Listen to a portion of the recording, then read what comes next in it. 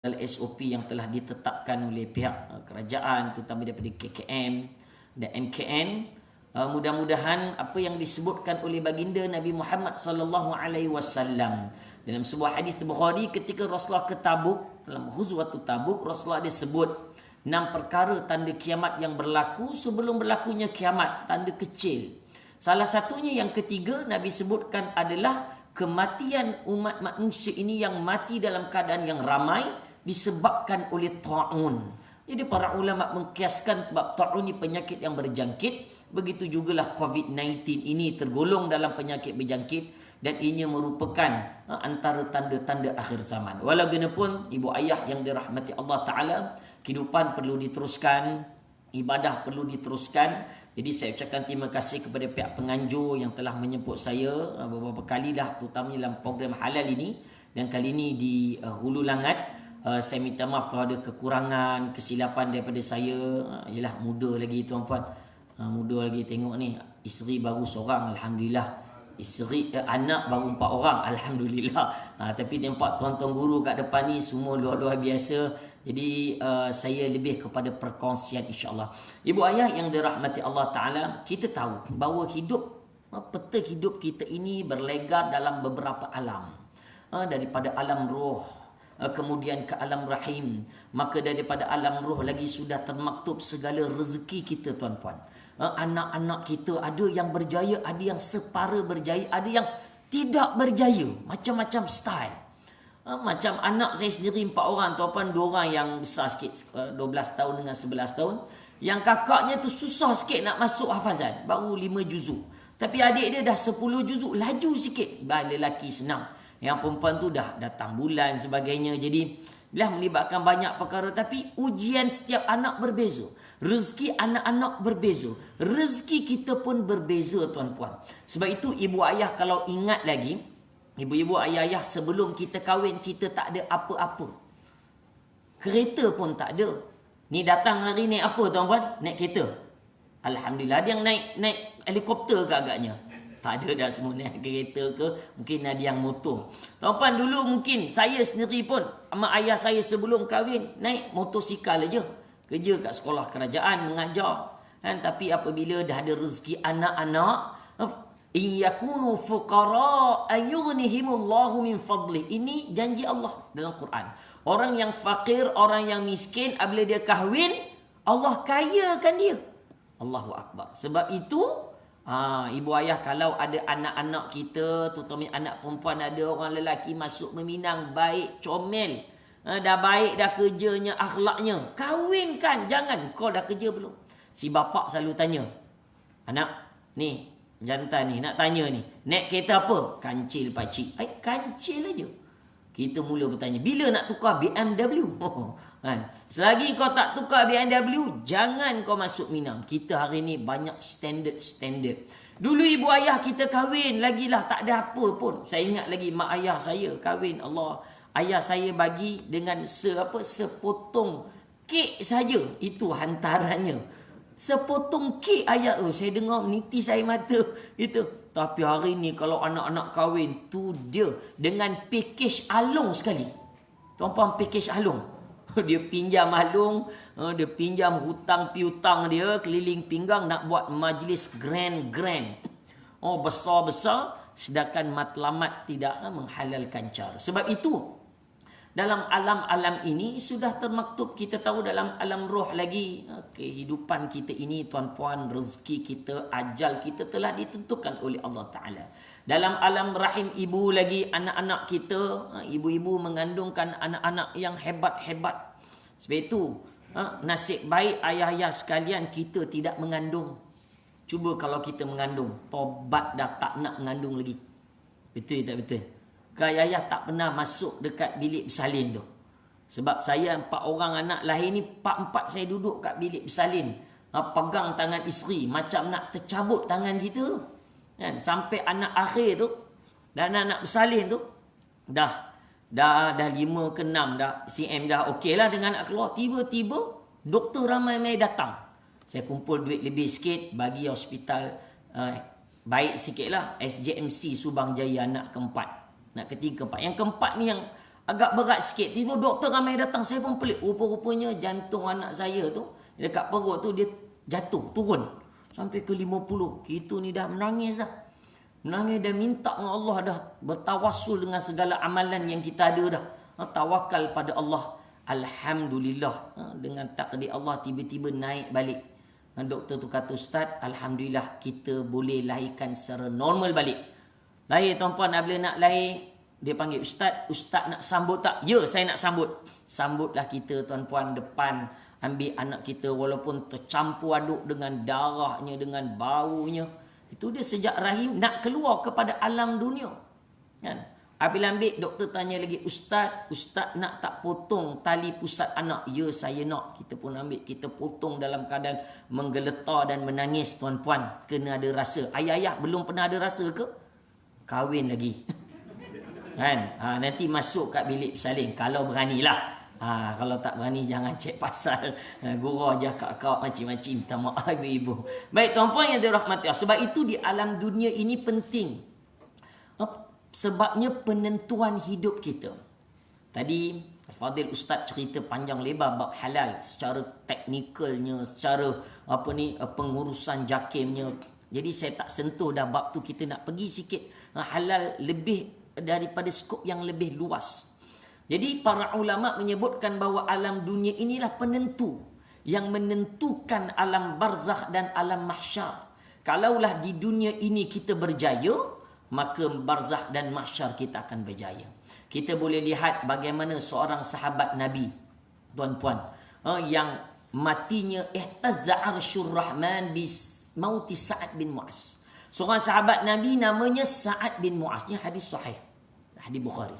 Satu hari bergegar arasy Allah, malaikat Jibril turun bertemu Nabi. Ya Rasulullah, apa berlaku hari ini? Ihtazza arsyur rahman. Bergegarnya arasy Allah. Rasulullah mengatakan bahawa hari ini matinya syahidnya seorang sahabat yang namanya Sa'ad bin Mu'adz. Tuan-puan, bergegarnya arasy Allah. Dia memeluk Islam lebih kurang umur 31-32 tahun. Dan dia meninggal dunia lebih kurang pada umur 36 tahun, 37 tahun. Tepatnya saya khilaf ulama. Matinya dalam peperangan. Untuk peperang Uhud tak silapnya waktu itu. Dan ketika itu tuan-puan, ketika kematian Sa'ad bin Mu'az yang hidupnya hanya 5 tahun dalam Islam. Allahu Akbar. Bergegarnya arasy Allah. Ketika mana nak dibawa jenazah ini, Rasulullah SAW terkejut. Ketika itu ribuan para malaikat mengiringi jenazah. Tuan-puan tahu berapa? Dalam hadis sebut 700,000. Maaf, 70,000 malaikat. 70,000 malaikat mengiringi jenazah Sa'ad bin Mu'az, dibawa sampailah ke perkuburan Baqi' di Madinah. Tuan-puan, sampai di Madinah tu, di perkuburan Baqi' ditanam di perkuburan yang terbaik. Kita tahu bahawa di dunia ni tempat perkuburan yang terbaik nombor 1 di mana tuan-puan? Tahu tak? Di Hulu Langat ke? Tidak. Kalau tak berebut orang ke bumi kat sini tuan-puan, boleh buat bisnes agaknya tanah kat sini. Tidak. Adakah di tanah perkuburan di Masjid Negara KL? Tidak. Tempat pertama yang hebat perkuburan yang akan dibangkitkan nanti di mahsyar, alam mahsyar. Bangkit dulu siapa? Alah, tempat perkuburan Nabi kita Muhammad sallallahu alaihi wasallam dan juga Sayyidina Abu Bakar As-Siddiq dan sahabatnya Sayyidina Umar Al-Khattab, dan sebagian hadis menyebutkan bahawa ada satu tempat lagi, rumah Aisyah, dikatakan akan dikebumikan di sana, iaitulah siapa? Imamul Mahdi, wallahu alam. Tapi memang ada tempat. Ketika mana kewafatan Sayyidina Uthman, Aisyah kata, marilah lepas kau mati nanti ke bumi dekat dengan Rasulullah, dekat rumah aku ni. Sayyidina Uthman tak nak, biar aku dikumikan di Baqi'. Sayyidina Ali juga meninggal dunia, wafat tuan-puan, syahid. Kemudian diajak oleh sebelum nak meninggal, Sayyidina Aisyah kata nanti dikemumikan di sini. Juga dia tak nak. Sayyidina Aisyah juga meninggal, disuruh dikemumikan di sini. Dia juga tak nak. Dia nak bersama dengan 10,000 lebih. Sebagian hadis, sebagian riwayat mengatakan di perkuburan Baqi' lebih 10,000 lebih keluarga baginda, isteri, anak-anak keluarga dan para sahabat ridwanullah anhum ajma'in. Dan ianya kosong sehingga hari ini, wallahu a'lam. Tapi sebahagian hadis menyebutkan dan sebahagian riwayat para ulama menyebutkan bahawa ianya masih kekal kosong hari ini. Hikmahnya bahawa ditinggalkan untuk Imam Mahdi. Wallahu a'lam. Tapi poinnya, perkuburan itulah yang dibangkitkan dulu nombor pertama. Kedua adalah perkuburan Baqi' di Madinah yang saya cerita tadi. Sa'ad bin Mu'az dikebumikan di Baqi'. Sebab itu ibu ayah, kalau ada di kalangan kita pergi Madinah meninggal dunia, wasiat dekat anak-anak siap-siap. Alung, Angah, kalau ayah mak ni pergi haji, pergi umrah, meninggal dunia, kebumikan saja di Mekah atau Madinah. Tak perlu bawa balik ke Malaysia. Kita ni ada sebagian anak-anak bawa nak kebumi kat Madinah, Baqi'. Tak. Ustaz, saya nak ayah saya bawa balik, saya nak tanam dekat KL. Nak tanam juga kat Malaysia. Sedangkan perkuburan Baqi' adalah antara senikmat-nikmat perkuburan. Yang akan dibangkitkan nombor 2. Kemudian yang ketiga di Ma'la. Tuan-tuan pernah ke Ma'la? Ni'matul maqbaratu hadhihi, kata Rasulullah SAW. Perkuburan di Mekah Mukarramah. Orang ini kalau meninggal dunia kat Mekah, dia tak kebumikan di Ma'la dah penuh. Kecuali para alim ulama besar. Dunia yang meninggal di Mekah dibagi ruang. Ada lagi liang-liang lahat yang dikosongkan. Sebab liang lahat ni dekat Ma'la ni, kalau tuan-tuan pergi, dia ada 3 level. Level atas, level bawah lagi. Dia tingkat 1, 2, 3. Tengok macam pelik tapi benar. Jadi lepas bumi dia tutup dengan batu tu. Lepas tu bumi lagi tutup lagi. Jadi apabila sampai satu tempoh, macam di perkuburan Baqi' Madinah, sama. Jadi tulang-tulang ni akan digali balik lepas satu tempoh. Sebab itu kita tengok dia round. 10 tahun lepas belah depan. Lepas 20 tahun dekat hujung. Kenapa? Sebab dia akan pusing round. Dia akan gali balik liang lahat tulang-tulang yang dah badan kulit manusia, badan manusia dah hancur tinggal tulang. Tulang-tulang ni akan dikumpulkan di satu liang saja. Adapun ada kubur-kubur liang lahat yang di alam barzah ni yang masih elok. Yang itu tidak diusik. Sama juga di Ma'la, tuan-tuan. Jadi ada digunakan. Jadi yang ketiganya di Ma'la. Dan akhir sekali adalah di seluruh dunia ni, termasuklah di hulu langat kita ni, tuan-puan. Jadi sebab itulah alam barzah penting. Sa'ad bin Mu'az menjadi pertanyaan yang besar. Walaupun matinya syahid. Pertama, tuan-puan. Kedua, matinya, tuan-puan, dalam keadaan bergegarnya arasy Allah. Yang ketiga, matinya dikebumikan di perkuburan terbaik di dunia. Iaitulah perkuburan Baqi' di Madinah. Dan tuan-puan, ketika kematiannya diusung lebih 70,000 malaikat. Subhanallah. Tetapi di alam barzakh, dia tetap mengalami hempitan kubur. Ni, orang yang mati hebat ni, tuan-puan. Juga Sa'ad bin Mu'az mengalami hempitan kubur. Inna lil qabri daghtah. Daghtah ni adalah hempitan kubur. Lau najaha, kalaulah berjaya, la najaha Sa'ad bin Mu'az. Kalau berjayalah orang hempitan kubur ni, nescaya Sa'ad bin Mu'az dulu akan berjaya.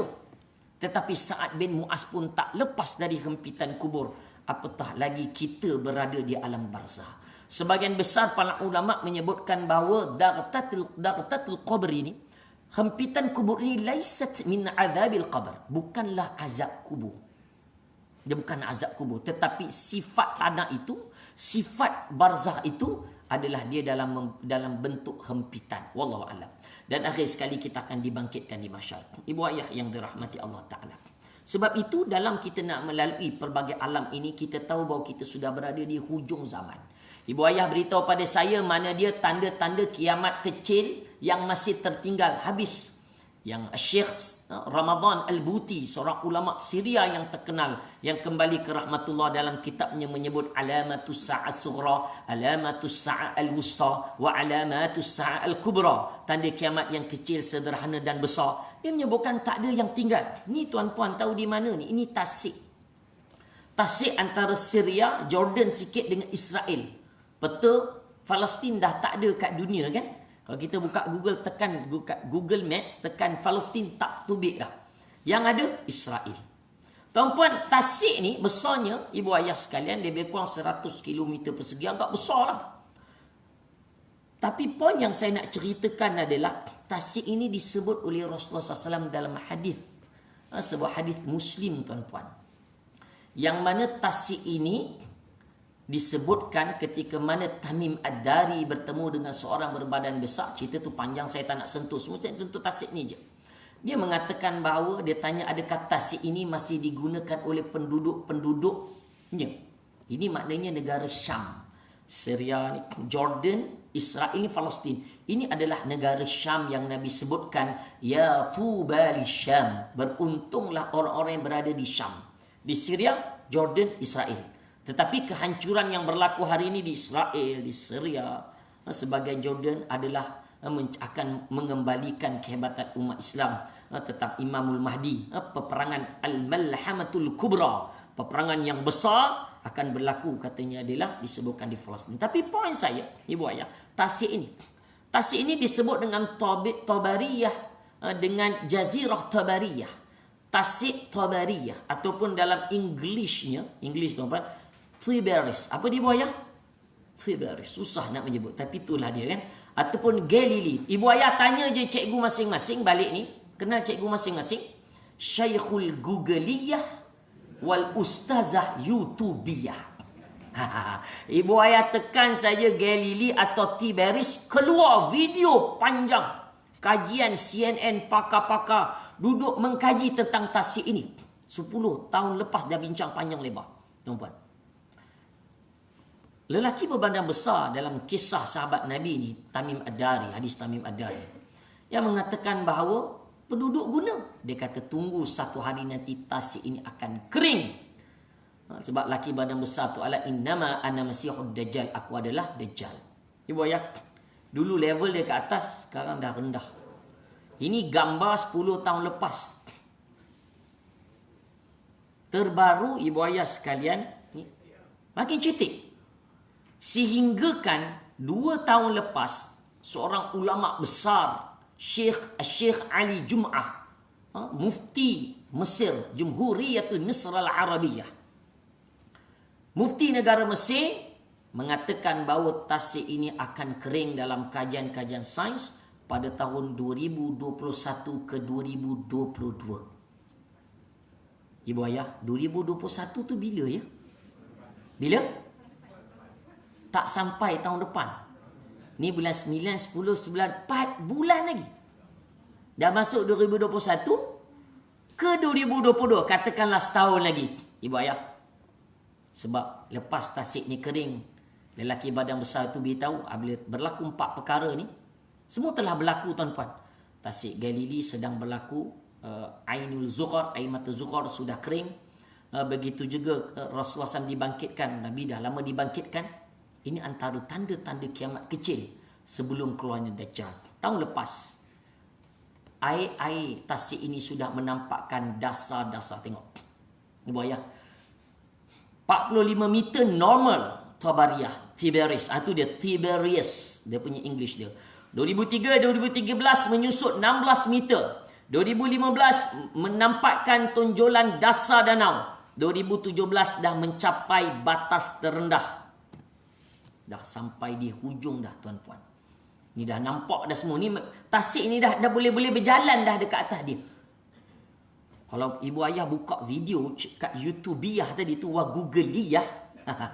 Ibu ayah akan dengar 10 minit cerita daripada CNN. Saya tak nak buka video tu panjang. Dia cerita diorang ni pening kepala macam mana boleh kering. Tapi pastinya ibu ayah ini membenarkan hadis Nabi Muhammad sallallahu alaihi wasallam. Bila berlaku kiamat kita tidak pasti. Bila keluarnya Dajjal kita tidak pasti, tapi Nabi memberi hints, alamat wa alamat. Tanda-tanda kecil yang disebutkan Syekh Ramadan Al-Buti sudah habis. Tinggal tanda-tanda kiamat besar saja. Ibu ayah, ini dia. Satu hari nanti matlamat kita yang besar. Bukan pokok ni. Tapi pokok inilah satu-satunya pokok yang akan bercakap di akhir zaman. Yang tidak akan bercakap di akhir zaman. Pokok apa? Pokok apa ibu ayah? Gharqat. Di akhir zaman Nabi sebut dalam hadis bahawa ketika mana peperangan Al-Malhamatul Kubra berlaku, umat Islam berperang dengan Dajjal. Ini kita percaya hadis ni. Kita percaya tuan-tuan, tapi ianya hampir-hampir. Dia sekarang ditanam banyaknya di mana? Di Israel. Pokok-pokok dunia ni semua akan bercakap, ya Muslim, Wahai orang-orang Islam, warai Yahudiyun, di belakang aku ada orang Yahudi, ta'al faqtulhu. Datang sini orang Islam, di belakang aku ada orang Yahudi, datang bunuh ini orang-orang Yahudi. Pokok cakap, illal gharqat, kata Rasulullah SAW, melainkan pokok gharqat yang ditanam tuan-puan sejak 20 tahun yang lepas. Presiden Amerika Syarikat merasmikan penanaman pokok ini yang disebutkan ratusan ribu pokok-pokok gharqat yang sekarang sudah memenuhi seluruh tempat di bumi Israel. Na'udzubillah. Ibu ayah yang dirahmati Allah Ta'ala. Ustaz ni nak cerita kiamat, dan Ustaz ni bukan tajuk halal. Kita nak beritahu ibu ayah, dunia dah sampai hujung. Tapi kalau halal masih kita lebih kurang, nak buat macam mana lagi ibu ayah? Bab halal ni besar. Dia bukan sebut yang sekadar Ustaz sebut tadi, yang halalan thayyibah. Dalam Quran tu halal lagi baik saja. Tapi ianya amat besar. Kehidupan anak-anak kita, adakah ianya betul-betul suci dan halal? Sebab itu perbincangan kita tentang ciri-ciri keluarga bahagia. Suami isteri yang mesra, anak-anak yang taat, persekitaran yang harmoni, bi'atun solehah. Kita kena wujudkan suasana yang baik. Ibu ayah, saya percaya atuk-atuk, nenek-nenek yang sudah melahirkan anak-anak yang hebat, mungkin hebat. Tetapi anak-anak kita, saya ni lah generasi kedua ni, dalam membentuk anak-anak generasi sekarang lain macam. Dia punya gadget-gadgetnya ibu ayah luar biasa. Kalau zaman dulu berperang, zaman anak-anak muda berperang, zaman Nabi Muhammad SAW. Zaman sekarang berperang tak? Masih berperang, tapi cara perangnya lain. Perangnya dengan apa tu? Mobile Legend. Bang bang. Main game ibu ayah. Kan? PUBG. Dan banyak lagi lah game-game. Jadi sebab itu, sebelum kita nak didik anak-anak kita, ibu ayah maknanya ingatkan anak-anak kita yang lahirkan cucu-cucu kita. Wujudkan suasana suami isteri yang bahagia. Kajian dibuat tuan-puan, Malaysia ni adalah negara janda dan duda. Sehingga kan dan paling banyak kes penceraian dekat Malaysia ni ibu ayah tahu di negeri mana? Mana? Selangor. Tahniah tuan-puan. Negeri kita. Ibu ayah duduk kat Selangor kan, mungkin asal negeri lain. Kalau Ustaz, yelah semua orang duduk kat Selangor, mungkin orang Kelantan, orang Perak lah mana. Tapi dia duduk kerjanya di Selangor, bercerainya di Selangor. Dan daerah paling banyak kes penceraian daerah mana ibu ayah? Hulu Langat. Ui, hebat betul. Terus percaya tu oi. Ini luar biasa. Tapi saya tak pasti yang terkini. Tahun ni tahun lepas. Tapi beberapa tahun lepas benar. Hulu Langat antara daerah yang pernah memegang kejuaraan kes penceraian terbanyak di negeri Selangor. Walaupun hulu-hulu boleh tahan. Tapi saya tak ingat tahun bila. Tapi memang benar. Ada Hulu Langat. Paling banyak, yang paling banyak setiap tahun tu adalah di Petaling. Petaling, Shah Alam Petaling lah. Itu kes paling banyak. HIV paling banyak di Petaling. Daerah dia Petaling lah. Mukim dia Sunway. Sunway dan juga di Shah Alam. Ini yang betang bukan saya.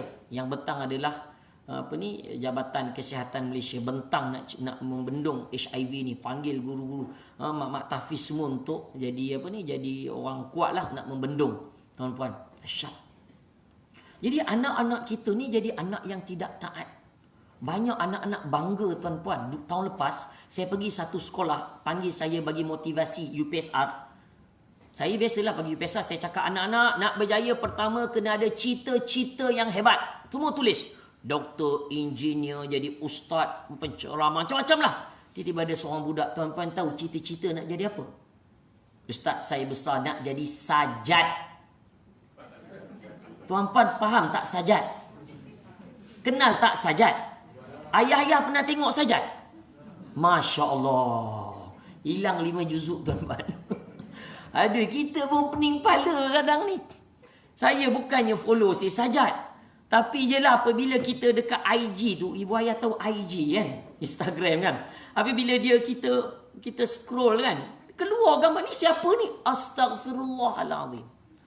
Lelaki yang bertukar, dia transgendernya habis tuan-puan, yang dahsyat. Ustaz ni kan buka aib orang. Tuan-puan, Imam Ghazali kan sebut ada 13 tempat yang harus kita buka aib orang.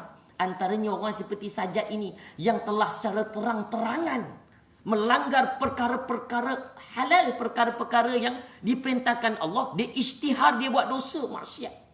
Sampai dia tunjuk seluar dalam dia. Ayah-ayah pernah tengok tak? Baik, jangan tengok. Saya punya terkejut, ya Allah. Saya kata pening kepala. Dia nak beritahu dia dah tak ada buah zakar, dia dah tak ada, habis.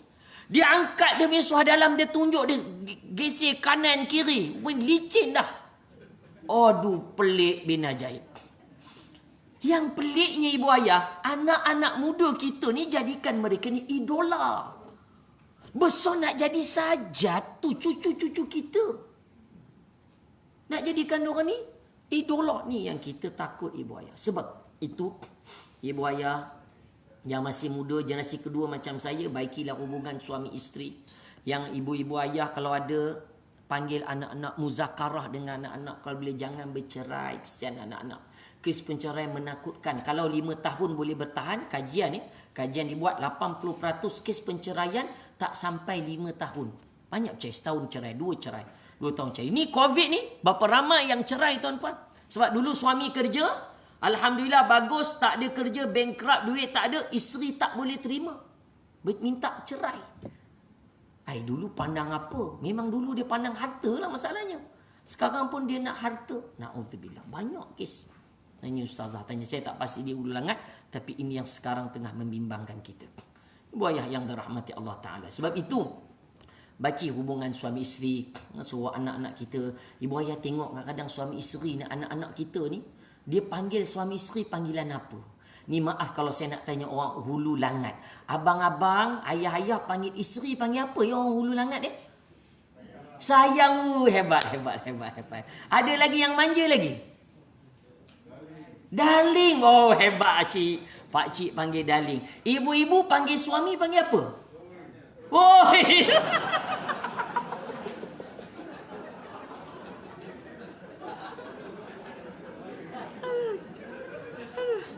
Aduh, berpeluh. Oh, betul tuan-puan. Baik itu dia jadi kemesraan tu dah tak ada. Kita ni Allahu Akbar, itulah dia. Saya pun kadang mengakulah. Sebab itu kita kena baiki.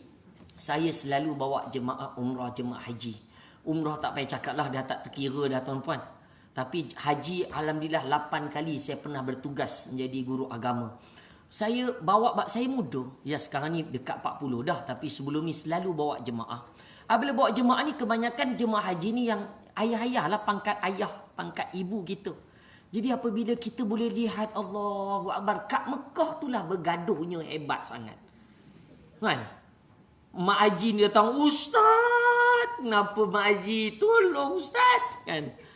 Dekat Mekah ni Ustaz-Ustaz ni dia jadi kaunselor juga. Semua Ustaz. Doktor dia tak percaya doktor. Kaunselor dia tak percaya kaunselor. Dia nak ustaz juga. Saya kata dahsyat betul lah ustaz musim haji. Kan? Semua dia, Ustaz jom kita pergi shopping.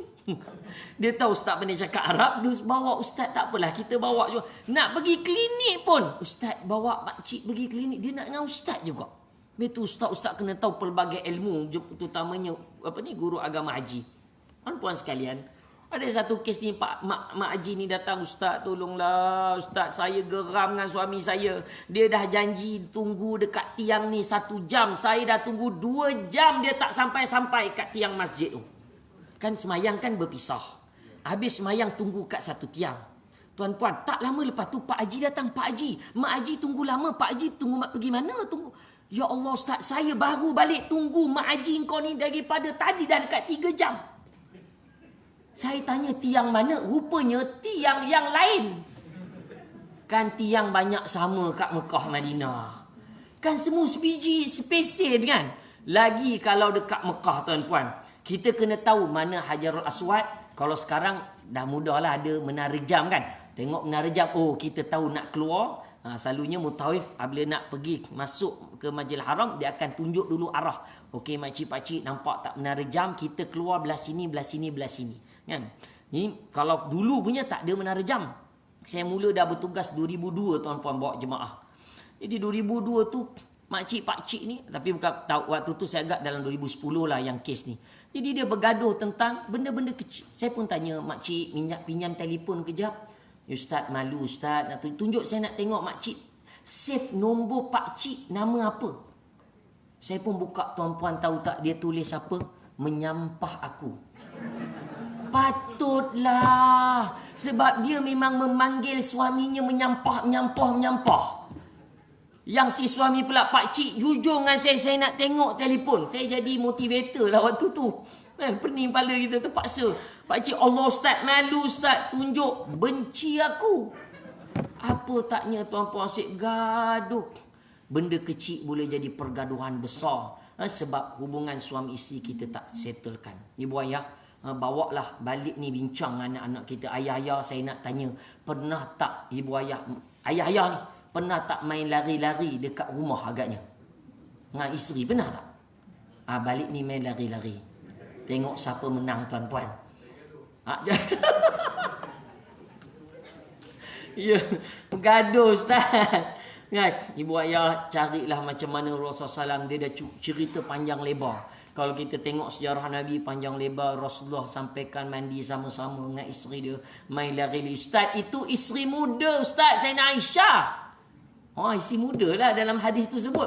Tapi juga dengan dalam hadis ni ada juga sebut, Nabi panggil dengan panggilan manja dengan isteri yang lain. Ya Humairah si pipi merah, panggil lah. Kan, apa ni, akak-akak pada isteri panggil suami, cuba WhatsApp kejap lagi. Kan, baby. Kan, baby nak makan apa malam ni? Ui, terkejut suami kita tuan-puan. Menggeletar dia menengok telefon. Betul ke suami isteri aku hantar SMS ni dengan WhatsApp ni kan? Cuba tuan-puan, ayah-ayah cuba WhatsApp, wujudkan balik suasana harmoni. Ustaz terbiat ustaz, dah tua dah ustaz.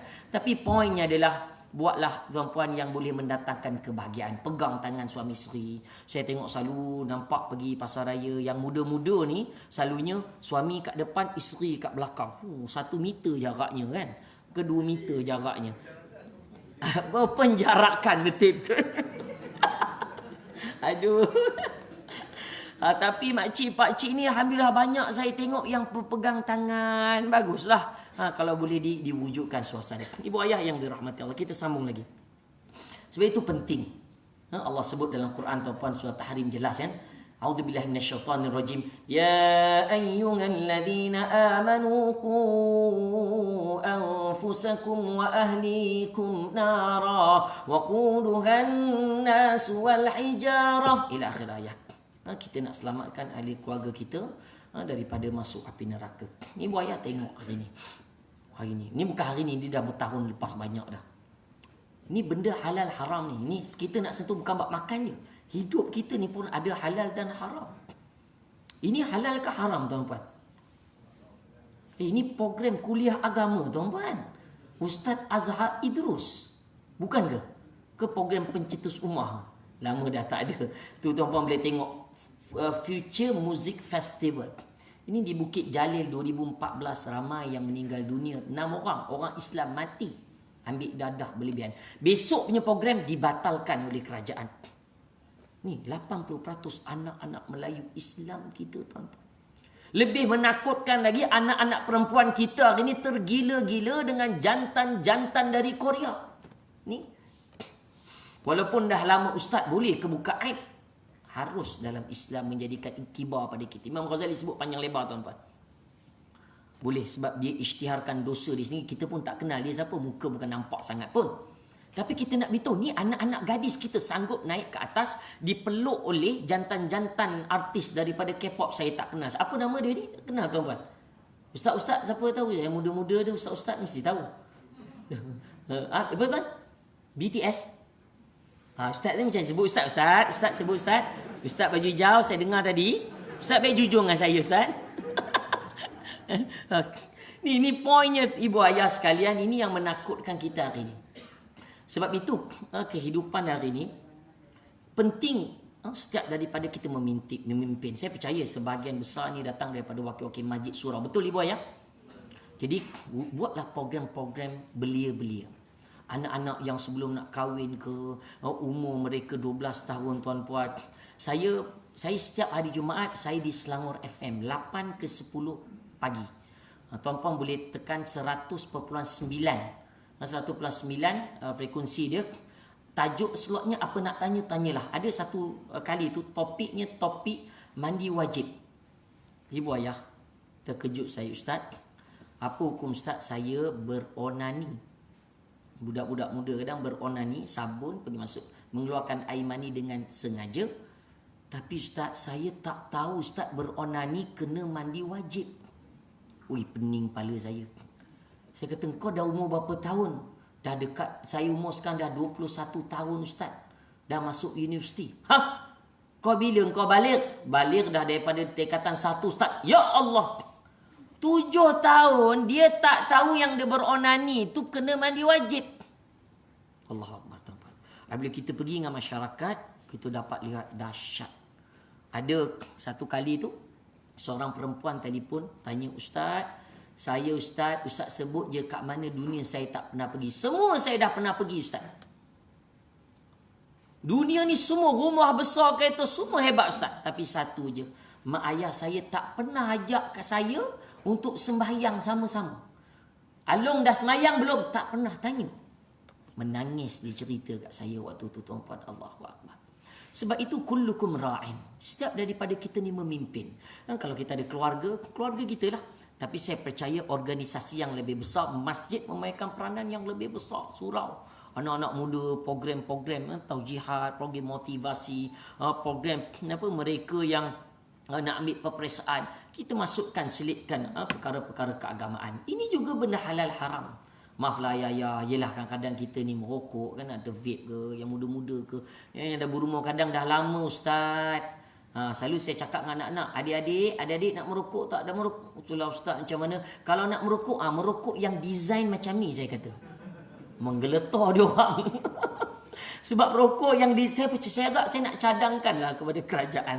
Kalau buat rokok design macam ni, pasti orang takut nak merokok dia. Sebab benda dah jelas. Tak ada fatwa kat dunia yang mengatakan ianya harus lagi dah.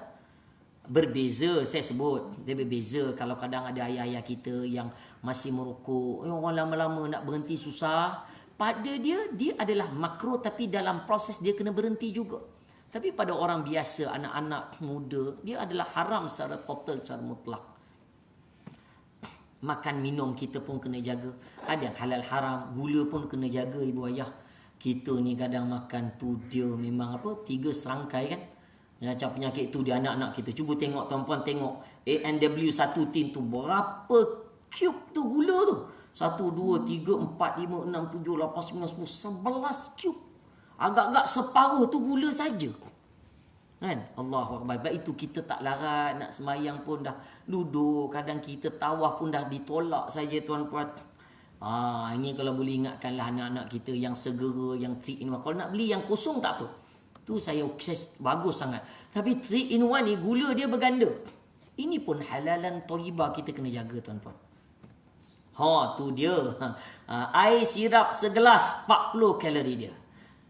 Minum berkarbonat ni yang bergas 130 automatik berganda. Senang aja. Ya, kita selalunya teh tarik setiap pagi, ambil kau. Kan? 140 kalori.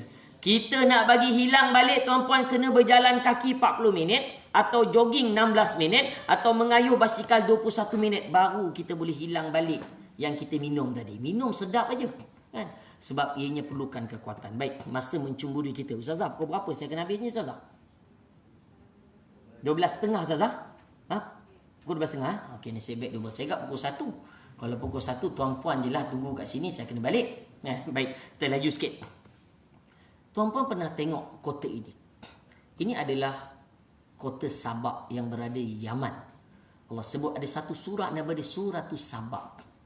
Sabak ni tuan-puan hebat. Mereka ni ada kebun yang luar biasa. Laqad kana li sab'in fi maskanihim ayah jannatani 'an yaminin wa shimal kulu min rizqi rabbikum washkuru lah baldatun tayyibatun wa rabbun ghafur. Penduduk-penduduknya beriman. Sebanyak ulama mengatakan ketika mana Puteri Balqis ketika itu, ini kotanya lah, Allah alam. Ini dikatakan Puteri Balqis. Ada setengah kata tidak, bukan Puteri Balqis. Khilaf di kalangan ulama. Tapi poinnya ianya berlaku dan ada kota ini. Dan katanya di Yaman. Inilah kotanya difahamkan sekarang ni. Masih lagi ada kesan-kesannya. Kota ni ada kebun yang melimpah ruah besar. Mereka dulu beriman kepada atuk moyang mereka, kepada berhala, kepada matahari, bintang, bulan. Tapi akhirnya datang Islam dan mereka beriman. Alhamdulillah Allah berikan rezeki yang besar. Disebutkan dalam Quran, laqad kana lisaba'in fi maskanihim ayah. Tempat tinggal mereka ini antara tanda-tanda kebesaran Allah. Tanda kebesaran Allah ni banyak tuan-tuan. Langit, bintang, bumi, Allah cipta cakrawala kan. Pergantian malam dan siang.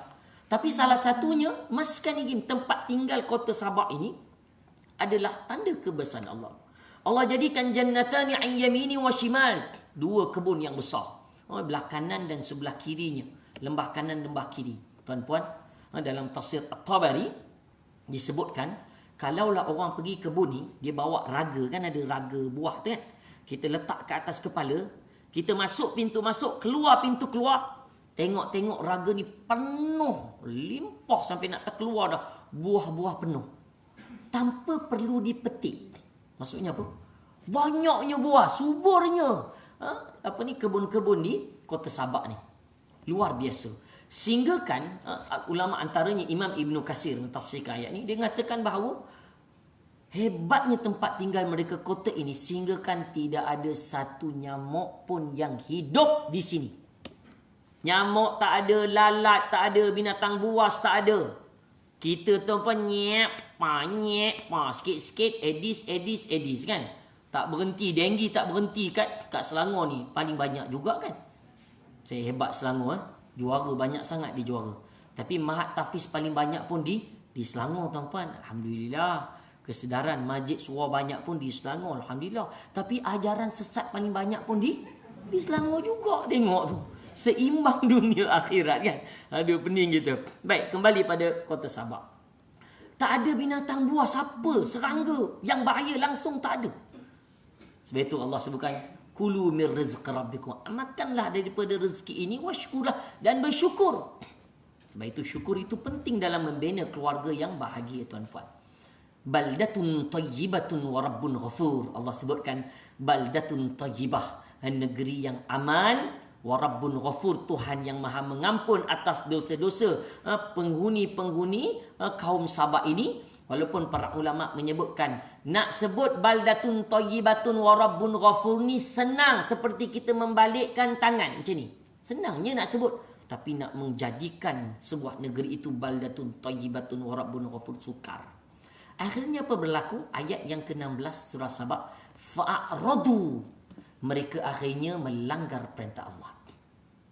Farsalna alaihim sailal arim. Akhirnya Allah berikan apa ni, banjir yang disebutkan banjir apa ni, arim, yang besar, habis buah-buah mereka rosak, yang tinggalannya lah apa, hanya buah-buah yang pahit, sehinggalah kesudah kota ini rosak tuan-tuan, sebab mereka tidak beriman kepada Allah Ta'ala. Ini gambaran ini bukan gambar benar lah, ini gambar maknanya nak cerita seluas mata memandang cantik. Ada setengah tafsir menyebutkan disebabkan daripada seekor tikus. Tikusnya agak besar, lebih besar daripada lebih besar daripada Mickey Mouse tu. Kucing dia lebih besar. Tikus tu waktu zaman tu diriwayatkan, wallahu alam. Sehingga kan mengakibatkan kerosakan dan akhirnya banjir. Baik, seterusnya. Sebab itu penting. Nak mendapatkan rezeki yang barakah tadi adalah kunci kehidupan kita, ibu ayah. Sebab halal itu bukan saja pada halal jakim, tetapi kepada keberkatan. Walau anna ahlal qura amanu wattaqaw lafatahna alaihim barakatin minas samai wal ard. Walau anna ahlal qura, sekiranya bagi satu-satu kota, tempat ni Hulu Langat kita ni, Bangi, Kajang sampai ke Hulu Langat, masuk ke apa, Mamat Tafiz banyak saya pergi ziarah dekat sungai-sungai kat dalam tu kan, masuk ke dalam semua banyak Mamat Tafiz. Jadi nak menjadikan sebuah kota, satu tempat itu penduduknya mesti aman wa taqwa, beriman dan bertakwa. Sebab itu program agama jangan diberhentikan ibu ayah di Masjid Surau, diteruskan. Kan? Walaupun sekarang ni dulu orang mengata Masjid Surau lah apa orang tak pergi, sekarang tak pergi juga. Pening gitu. Sembahyang subuh memang pening bala Sembahyang hari raya hari tu tuan-puan, saya cukup geram betul. Berlagak kata tak boleh nak pergi sembahyang raya. Saya ambil gambar Masjid Bandar Diraja Kelang tu kat tepi sungai tu kan, kuning tu kan. Sebab saya ahli jawatankuasa, dia sekarang tak panggil ahli jawatan, dia panggil ahli lembaga pengurus. Saya datang kat sana, tak sampai separuh masjid itu pun penjarakan. Penjarakan, tapi separuh masjid tak sampai yang datang sembahyang hari raya. Apatah lagi sembahyang subuh. Allahu Akbar. Sebab itu tugas kita besar tuan-puan. Amanu wa taqwa. Ibu ayah saya dah tak kisah, dah power dah. Tapi kita nak mengajak orang lain. Kita masih dah tak ada, bersyukur, seronok tuan-puan. Dulu belajar kat Mesir dulu. Allahu Akbar. Kalau ibu ayah yang ada yang pernah pergi ke kebun anggur, pergilah. Seronoknya kebun anggur ni, Allah, sampai dia menjala tu sampai ke bawah-bawah. Tanpa kita perlu pertik macam ni makan ngap-ngap macam tu kan. Wih, seronok betul, seronok. Ini antara contoh kaum Sabak, anggota Sabak yang seronok yang boleh kita bersyukur. Seterusnya wakaf, ibu ayah wujudkan wakaf di masjid kita, di surau kita, anak-anak kita penduduk kita bagi mantapkan wakaf ni. Sebab wakaf ni di Malaysia ni masih tak kuat. Kalau di Arab Saudi dahsyat tuan-puan. Wih, wakaf dia, saya tak tahu, dahsyatlah orang. Dia apabila nak bankrupt, saya ada kawan, dia bisnes hotel lah. Kita bawa jemaah haji umrah ni, kenal lah orang yang Mekah, Madinah ni yang ada hotel kan. Hotel dia agak jauh sikit daripada masjid. Kalau haji tu cover lah, ramai lah orang. 1 tahun tu dah nak bankrupt hotel dia. Lepas tu cakap, macam mana kau buat? Macam mana kau boleh cover balik? Kita ada satu ilmu, terutamanya di Mekah ni, Madinah. Makin nak bankrupt, makin itulah kau wakafkan, makin itulah kau sedekahkan. Ambil duit yang ada, dia sedekahkan lagi. Alhamdulillah, masuk lagi projek, masuk ke hotel dia. Percaya manaqasa min mal. Tidak akan berkurangan harta tuan-puan. Dan itu penting. Wakaf ni wujudkanlah. Wakaf. Sebab di Selangor ada wakaf tunai. Kita bersyukur. Di Perak ada tuan-puan. Di Perak satu-satu negeri. Tak semua orang boleh buat wakaf tunai. Susah. Bukan senang. Kita masjid surau biasa tak boleh buat, kecuali masjid-masjid besar yang bawah kerajaan, bawah jabatan agama itu aja. Dan mula diluluskan tapi ketat. Tapi kita nak wakaf tunai, orang nak wakaf tunai boleh. Sebab wakaf ni bukan saja dalam bentuk fizikal saja. Rezeki halal tadi kita dah sentuh panjang lebar. Begitu dengan zakat. Kan? Ramai di kalangan kadang anak-anak muda kita, Allah, play bisnes-bisnes tuan-puan, saya tanya, Ustaz, saya ni bisnes tak berjaya Ustaz. Projek ada je masuk juta-juta, tapi tak boleh cover. Saya pun pening Ustaz. Saya tanya, mula-mula buka bisnes bila? 2013 Ustaz. Sejak 2013 sehingga hari ni, perniagaan tu ada tak keluarkan zakat? Terdiam dia. Saya tak pernah keluarkan zakat Ustaz. Tak tahu pula kena zakat. Tak pernah tahu tuan-puan. Keluarkan taksiran dia. 2013 9,000. Saya tolong bantu kira. Saya pun penolong ambil zakat tauliah juga tuan-puan, sebab kita mak tafiz ada 100 mak tafiz, dia berikan peluang jadi penolong ambil zakat. Saya salah seorang lah daripada sekolah saya. Atau sekolah ada 3 orang. Jadi saya cakap, kau biar betul semua tak ada. Dia bukan susah sangat pergi ke laman web zakat Selangor, semua keluar tuan-puan. 9,000 lebih. Tahun 2014 15,000 lebih. Ni hutang ni kau bayar dulu. Percayalah, jangan takut, mana qasamin mal, takkan berkurangan. Dia bayar sikit-sikit. Semalam dia bayar yang 2014. Bulan lepas dia bayar yang 2013. Tiap bulan dia nak bayar hutang-hutang zakat. Dia kata, Ustaz, saya bayar Ustaz. Masya Allah. Projek masuk, walaupun PKP tengah teruk ni, projek masuk, Petronas panggil dia buat editing video, rekod video korporat semua lah kan. Saya sebelum ni kat TV Hijrah apa dia yang kadang-kadang rekod program agama kat TV-TV agama ni, selalu buat-buat. Tapi bisnes dia tak menjadi. Apabila saya tengok, apabila dia naikkan zakat, subhanallah, Allah bagikan rezeki yang besar. Khudh min amwalihim sadaqatan tutahhiruhum wa tuzakkihim biha. Kita keluarkan zakat. Sedekah ni bermakna zakah. Apa dia? Iaitulah dapat mensucikan harta kita dan membuang sifat-sifat kikir dalam hati kita.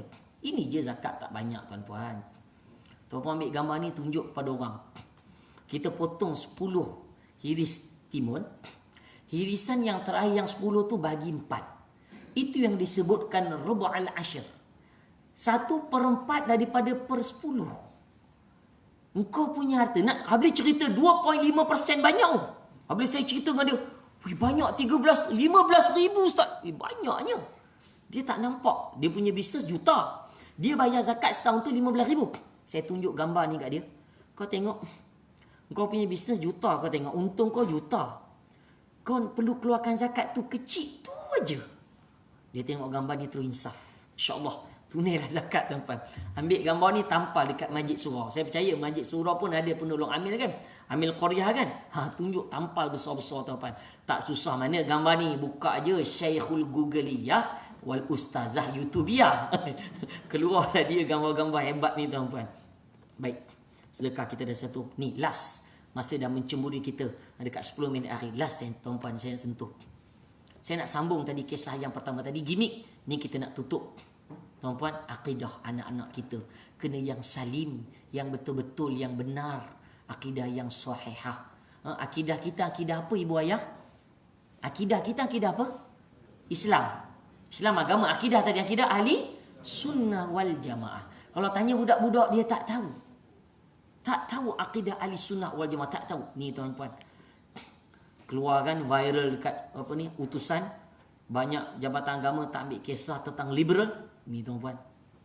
Selangor alhamdulillah antara kuat lah majlis agama. Saya memang terlibat langsung. Bersamalah dengan MAIS, rekod-rekod tertentu. Ini etis. Tuan-tuan buka Facebook, Etis Republic of Malaysia dah ada dah. 2018 dia buat ni. Dia buat grup ni. Tuan-tuan, gambar-gambar tu dibelakan. Tuan-tuan tahu muka tu semua anak Melayu kita.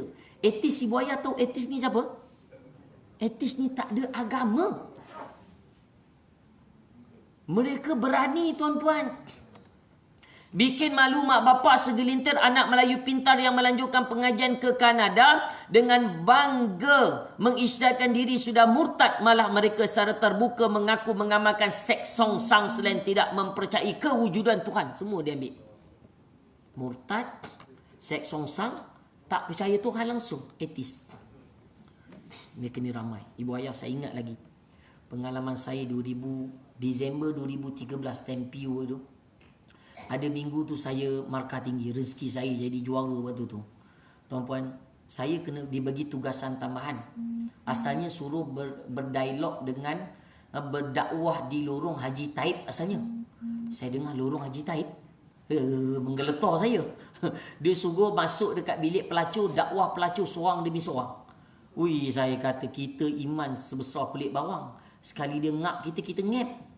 Tak tahu nak apa-apa. Saya minta dengan producer, tolonglah, tak nak, tukarlah dakwah lain. Akhirnya lulus. Sehari semalam dia bincang. Lulus ustaz dakwah dengan berdialog dengan etis. Nama dia Musa. Masuk dekat kuis ni, hidden camera, lampu gelap-gelap, dia masuk. Dia masuk, saya pun Assalamualaikum Musa. Dia tak jawab tuan-tuan. Dia duduk, dia cakap apa? Ustaz, please call me Moses. Ambil kau. Dia suruh panggil dia Moses. Ustaz, panggil aku Moses, Ustaz.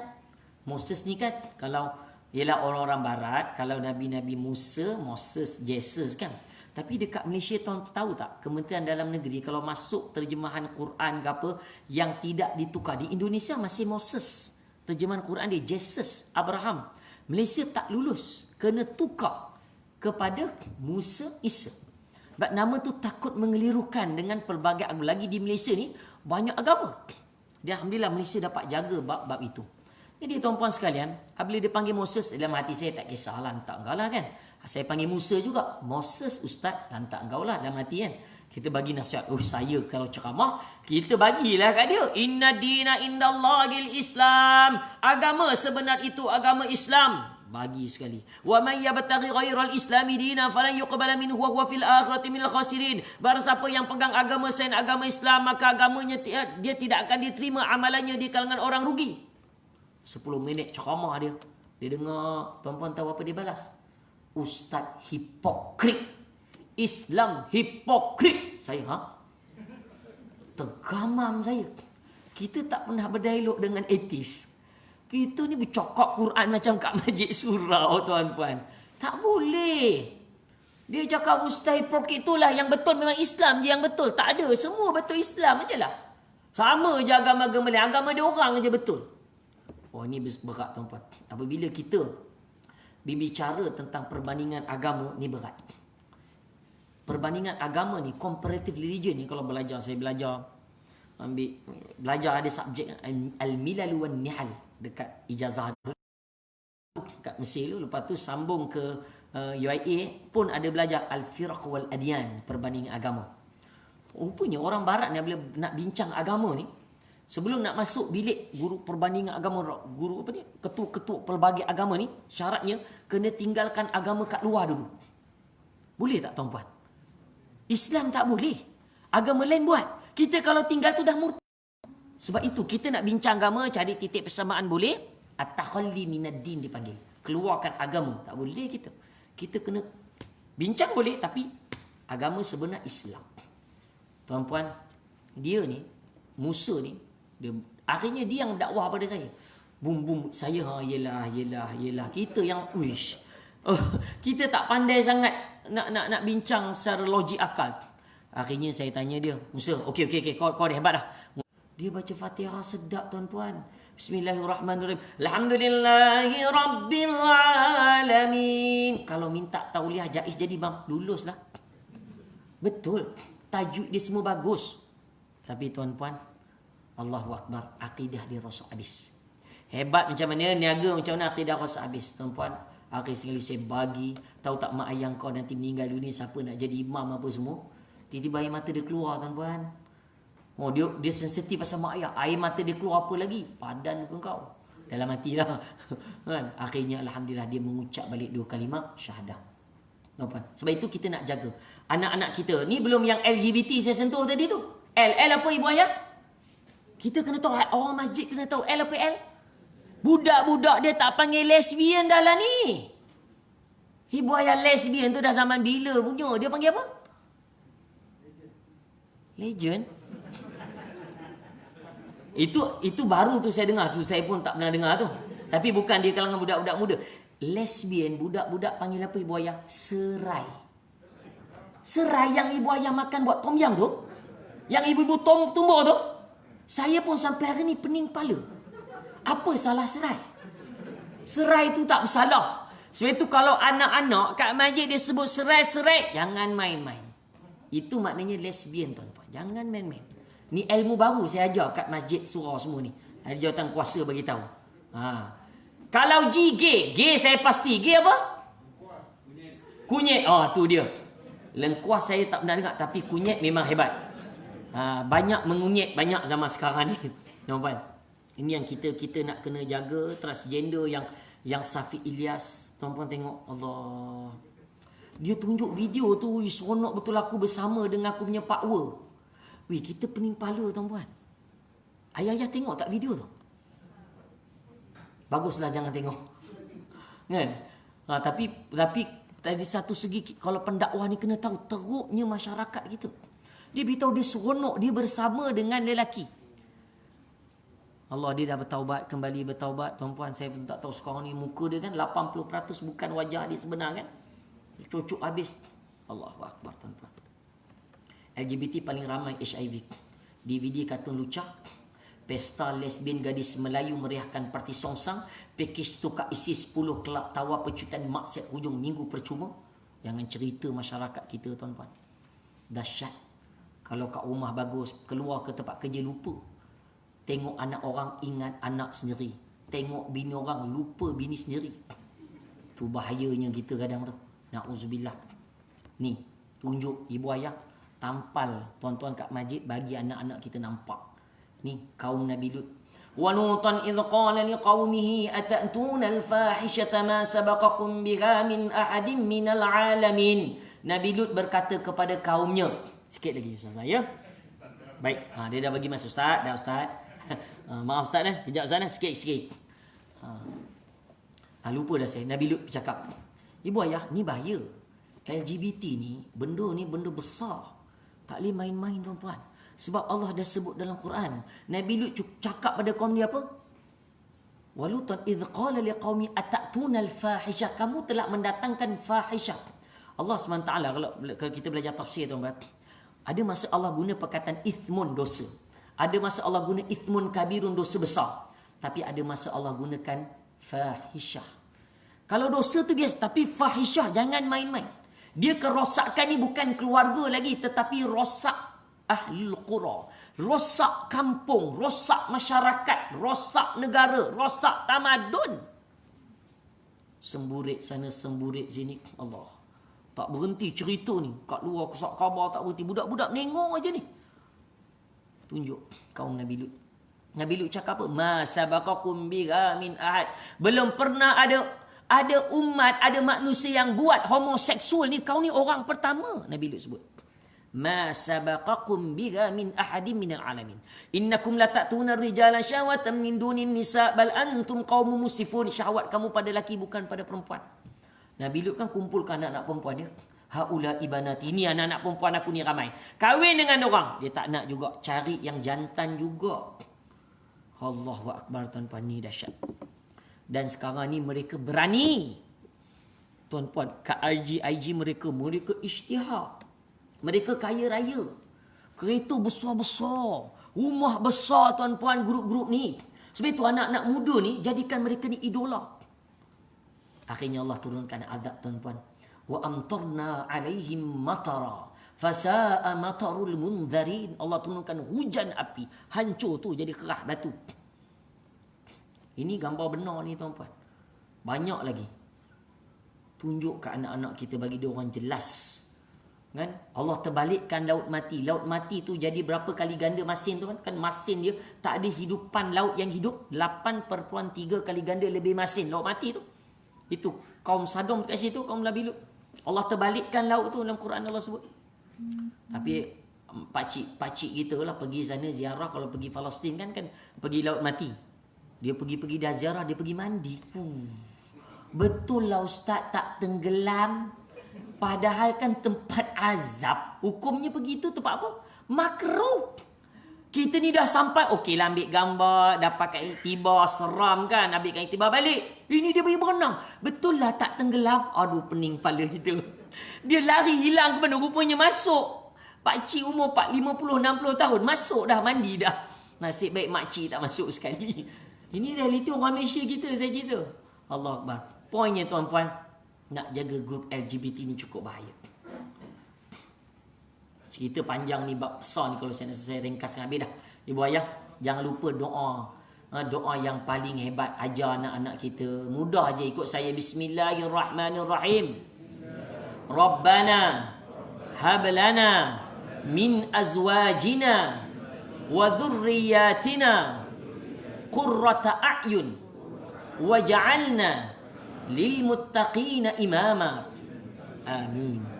Kita minta, ya Allah, kurniakan kami pasangan-pasangan hidup kami, zurat-zurat yang menyujuk mata yang baik. Hanya kadang-kadang kena hati-hati juga. Ada kadang-kadang isteri tak faham. Azwajina tu isteri tu banyak isteri. Isteri kat belakang pun amin kan. Suami punya semangat kan. Jadi maksudnya pun boleh isteri-isteri, pasangan-pasangan. Baik tuan-puan, ini antara doa penting. Cek anak-anak kita, tampal dekat surau masjid. Baik, tak bagi dia orang tahu. Doa daripada Quran bagi dia orang hafaz. Wajib kita kena sentiasa baca doa ni supaya anak-anak jadi penyujuk mata, sebab doa mak ayah untuk anak-anak tidak ada halangan tuan-puan akan sampai pada anak-anak kita. Sebagai penutup pada tazkirah ataupun kita punya seminar kita tuan-puan, saya nak tutup dengan 2 video akhir. Mudah-mudahan menjadi iktibar kepada kita semua tuan-puan. Ada orang mati tuan-puan ketika baca Quran. Allah.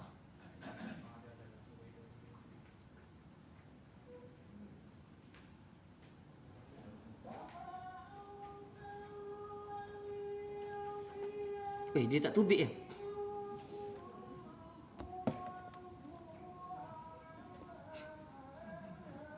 Tadi gambar tadi ada? Oh, yang ini tak ada. Saya pun dia tak tahu kenapa dia tak ada.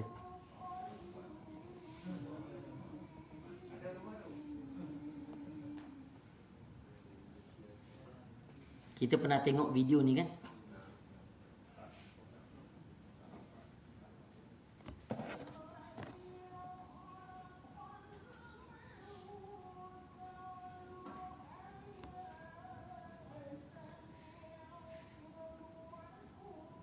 dia tak setting. Ayat tabaraka ni cukup besar. Ibu ayah ajak suami isteri atau di majlis surau, selalu saya tengok majlis surau dia baca sama-sama.